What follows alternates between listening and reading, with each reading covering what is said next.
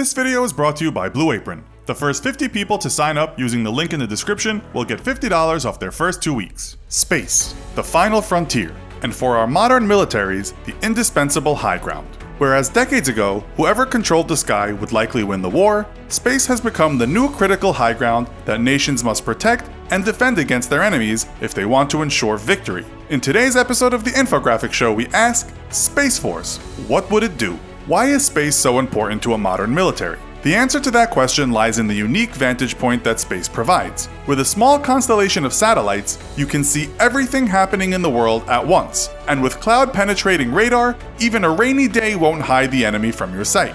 Being able to see means being able to target an enemy with today's high-tech weapons. Everything from cruise missiles to GPS-guided artillery shells take advantage of advanced recon capabilities to locate, track, and destroy an enemy. This is why we don't carpet bomb our foes the way we used to back in World War II.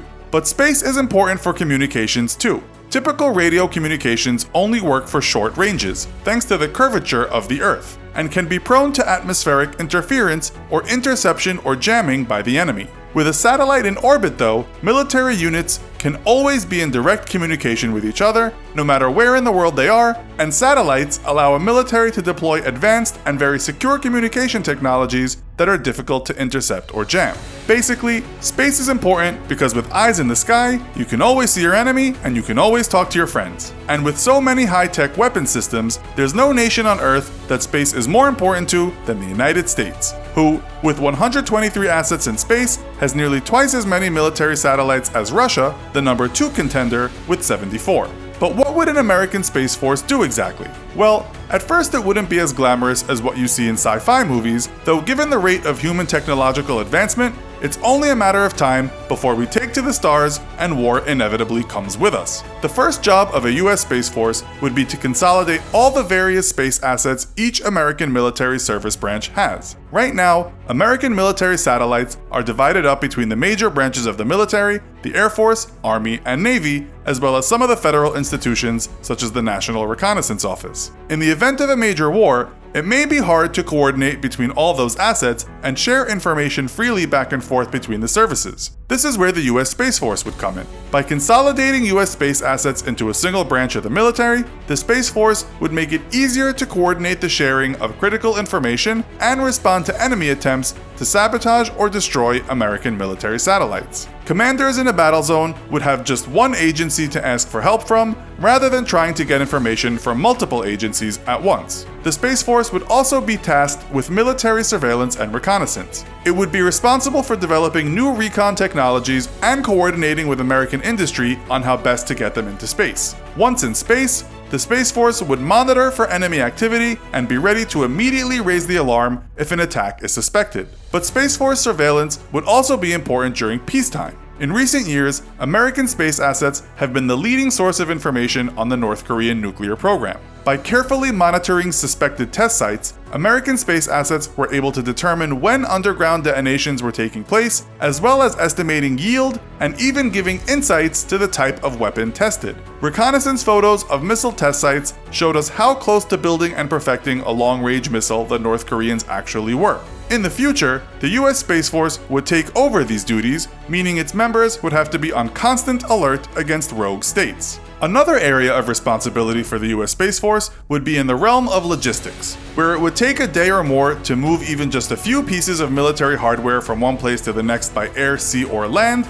An orbital logistics hub could have that same hardware anywhere in the world in just a few hours. While this is still currently outside the realm of our technology, it's not as far off as one might think. And America's Defense Advanced Research Projects Agency, or DARPA, has been looking into what it would take to deliver supplies from orbit to the ground safely for years. While in the next few years, we might see orbital drops of hardware such as food, ammunition, and medical supplies, it might not be long before American servicemen are themselves stationed in orbit and ready to deploy within a moment's notice. As one senior American official once said, getting 2,000 American boots on the ground anywhere in the world within 2 hours could stop a lot of wars before they even begin. But why put troops in space if you can put weapons instead? While the militarization of space is a hot-button topic, and most American defense officials are not eager to open up another arena of weaponized conflict, the reality is that in all likelihood, someone sooner or later will put physical weapons in space. Despite the Outer Space Treaty banning weapons of mass destruction in space, it does not specifically prohibit conventional weapons, a fact that the Soviet Union took advantage of in the 1970s when it was the first and only nation to put a weapon in space. Installed aboard its Almaz space station, the R-23M Kartek cannon was designed to fire explosive shells at American space vessels. But the Kartek was only the tip of the iceberg for what's possible if you really want to weaponize space.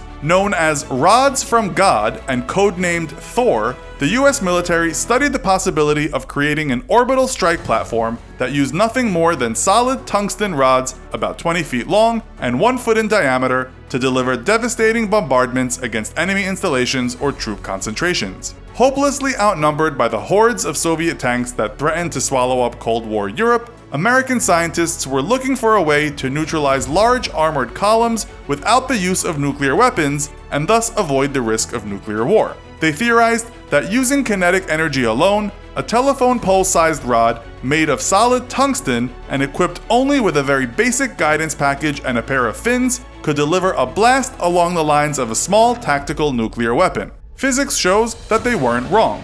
Dropped from orbit, those rods could have reached speeds up to 10 times the speed of sound. Since force equals mass times acceleration, each rod would have generated an incredible amount of energy. Despite President Trump's executive order, the purpose and aim of the US Space Force is still under official review, with most defense insiders saying that the need for a dedicated Space Force isn't yet critical. Yet as the expansion of the American commercial space industry has shown, humanity's expansion into the solar system and beyond is inevitable. And as our own history shows, where man goes, war follows. Eventually, the United States and every other modern nation on Earth is going to need a Space Force or be at the mercy of those who already have one.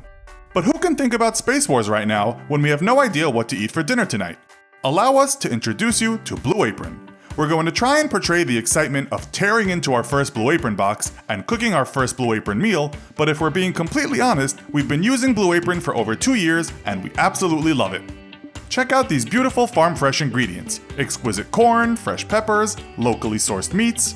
Today we're making smoky shrimp and polenta with fresh corn and sweet peppers. The meal is super easy to make by following the step-by-step directions outlined on the recipe card. They even include pictures of the prep work and the finished product so you can confirm you're doing everything right. And best of all, everything you need for the meal is delivered right to your doorstep in exactly the right proportions. Also, for you Bob's Burgers fans out there, Blue Apron has partnered with 20th Century Fox to bring you 3 burger recipes from Bob's Burgers, the Emmy Award-winning animated series on Fox. The Absentee Shallot Burger with caramelized shallots and fontina cheese fries, which will be featured in the Season 9 premiere of Bob's Burgers, will be available for Blue Apron customers to create in their home kitchens during the week of September 17th. So, what are you waiting for? Click the link in the description for $50 off your first 2 weeks and enjoy your first meal with Blue Apron, a better way to cook. So, what do you think about the US Space Force? Should the US be preparing for future conflicts now, so as to help prevent them in the first place? Or would it only invite other nations to start militarizing space? Let us know your thoughts in the comments. Also, be sure to check out our other video called Moab, the Mother of All Bombs. Thanks for watching, and as always, don't forget to like, share, and subscribe. See you next time!